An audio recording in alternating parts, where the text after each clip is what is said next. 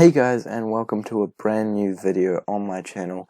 This is a game in my Rebuilding Brighton series. It's against Watford, and it's just a little bit of eye candy for you guys to watch while I'm talking about the subject that we're talking about today. I don't know how long this video is going to be, but basically we're going to get straight into it, and we're going to be talking about the delay of the Premier League and overall the my opinion of the whole epidemic on the coronavirus to do with football. I'm not going to just talk about medical stuff for you guys. I can't be bothered going into that. I'm not smart enough for that, and I don't imagine you guys really come to me for that kind of information. So, as you all know, unless you've been living under a rock, the Premier League has been postponed. And what does that mean for me? Personally, I am an Arsenal fan. I've been an Arsenal fan for a very long time, and I was an Arsenal fan because a close family friend of mine got me into it, and yeah, so I've always been an Arsenal fan, and I'm very proud to be an Arsenal fan. So, as much as I've been saying Arsenal, time for me to actually talk about my opinion. I'm pretty happy that the season's been postponed because Arsenal are doing terribly. So overall, I think it's definitely the right thing to do for medical and health reasons, but also as an Arsenal fan, very happy about the postponing of the Premier League, because hopefully that will mean we can get a little bit more of a cohesion in our side, even though our manager, Mikel Arteta, has got the coronavirus, unfortunately. And that is something that I found out a couple of days ago just by listening to the radio, because I've been away in Hokitika out on the west coast of New Zealand on holiday, just for a wee trip away. And I heard about it on the radio because I haven't had internet coverage, and I heard about all of this, and I decided, you know what, I'm going to make a video about that, and hopefully you guys enjoy it, and I hope that you are enjoying this sort of different type of video as Damari Gray scores. Good goal for him. But yeah, so basically, do I think that the whole season should be written off, and do I think that Liverpool should not be given the title? No. I think what should happen is basically we should just put the last few games that we're going to miss to the very end of the season and just take this month off and just regroup at the end of it and see what happens, because it is completely unfair to not give Liverpool the title. And although I would love it if the season was just wiped clean for Arsenal, because we haven't had the best season, but obviously that's not how football works. And yeah, Liverpool are definitely going to win the league unless they miraculously flop here, and it wouldn't be fair to not give them the title. I think, however, the Champions League, I don't think that should be cancelled, but if that was cancelled, I feel like it would be slightly different, because there's still, a bunch of teams in it, and same with the Europa League. If that's cancelled, I feel like that would be a little bit more acceptable, because it's not like any of those 8 teams left in it, because I think they're in the quarterfinal stage. I don't think any of those teams would feel really hard done by it if it got cancelled now, because none of them can really say, oh, we were going to win it or anything like that. So, I mean, I think if you cancel that, people would be a bit more understanding. But certainly I don't think they need to cancel the Premier League season.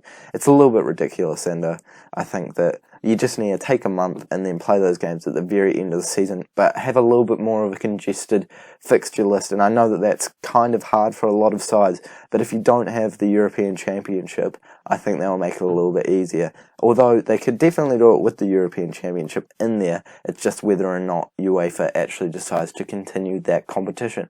We're going to maybe make a change a little bit later, because Mayoral is looking a little bit tired there. Sorry, I'm getting distracted from the actual topic. So I live in New Zealand, if you guys don't know, and basically in New Zealand, the borders have basically just been closed. So that means that anyone that comes into New Zealand over the next 16 days, I believe, and then they're re-reviewing it, needs to be gone into quarantine for 14 days before they are actually allowed out into the general public. So basically, if someone who is holidaying in America comes back to New Zealand tomorrow, they need to wait and self-isolate for 14 days, and then they can actually go out into society to make sure that the coronavirus doesn't spread.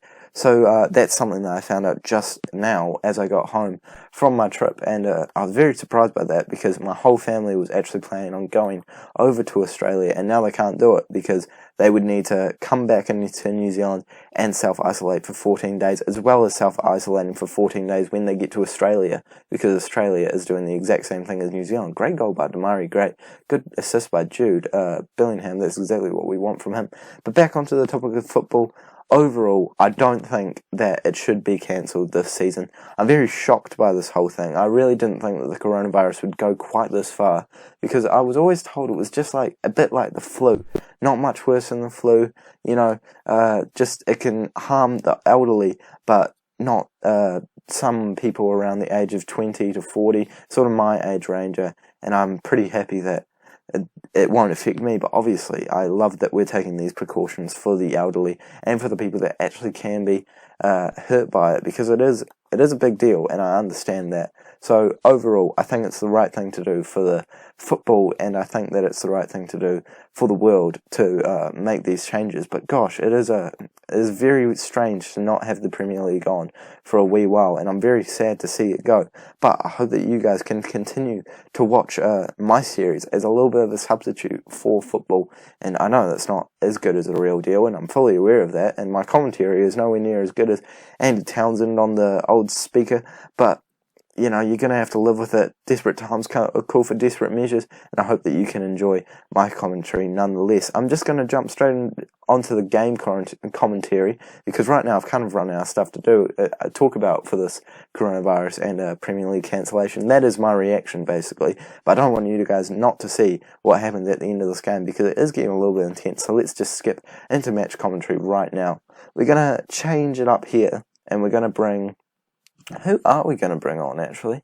We're going to have to bring on a winger who, yeah, Sosa can play out there. That's good. I actually didn't think he could, so chuffed that he can. Trossard picking up a little bit of a knock. Hopefully it's not for too long. He didn't look like he really desperately wanted to come off, so I'm thinking more of like a 1-2 weeks maybe sort of injury. I don't think you guys will have to not see him play for quite some time. This win should put us all the way up into 9th place again, because Watford are 1 place above us, and we are in that 10th place position right now, so we can take back what is rightfully ours, 9th place. We have been there for quite some time, but it is not the end of the game yet, as Watford do kick a really good ball over, and it looks like they have an attack. Troy Deeney takes a shot and scores.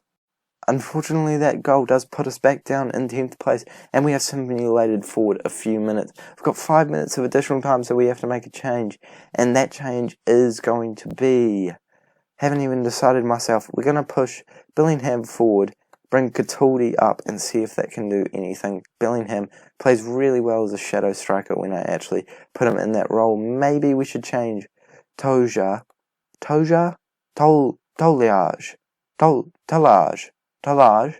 yeah, let's go with Talage into that pressing forward role and see if we can do anything in these last 5 minutes. Unfortunately, that will mean that we are back into 10th place, as I just said, and we need to make sure that we are scoring a goal in these last few minutes, which I don't think will come, unfortunately. But yeah, overall, not a bad game from us. We would have liked to have won it, but for a game that I was just going to play off camera, I hope that you guys enjoyed the little commentary that went with it. I hope that you enjoyed the different sort of video that we made today. And I hope that you stick around for the next episode of the Rebuilding Brighton series, which will be hopefully coming out tomorrow. But I'm not going to solidify that, because last time I said that the video would be out tomorrow, I think I took a 2-day break. So, yeah. But if you like this new kind of video format, make sure you smash that thumbs up button, subscribe if you're new around here, and I'll see you all later.